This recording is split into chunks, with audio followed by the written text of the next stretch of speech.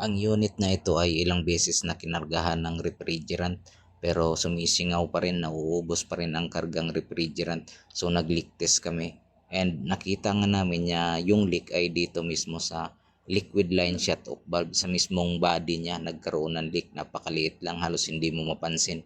So para ma-repair yan, kinakailangan niya ng palitan ng bagong liquid line shut-off valve. Ito may leak to dito. Ito na ngayon yung pamalit namin. Yeah. After ng ilang araw nga ay binalikan namin ang unit dahil nag-order pa ako sa online nitong liquid line shut-off valve. So ito na, papalitan na namin siya. Okay.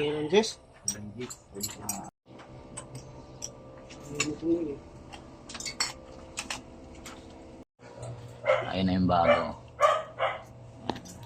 Mag-leak test na lang kami.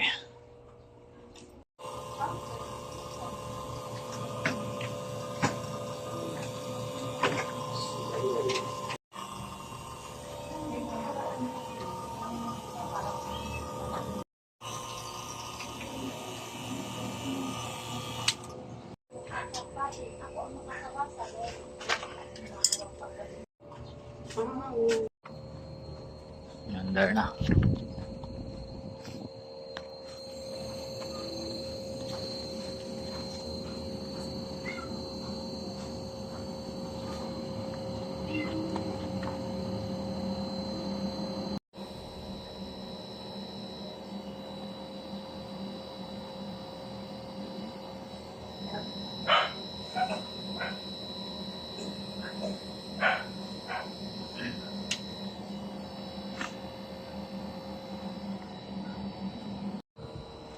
Tara mo na yung tangke.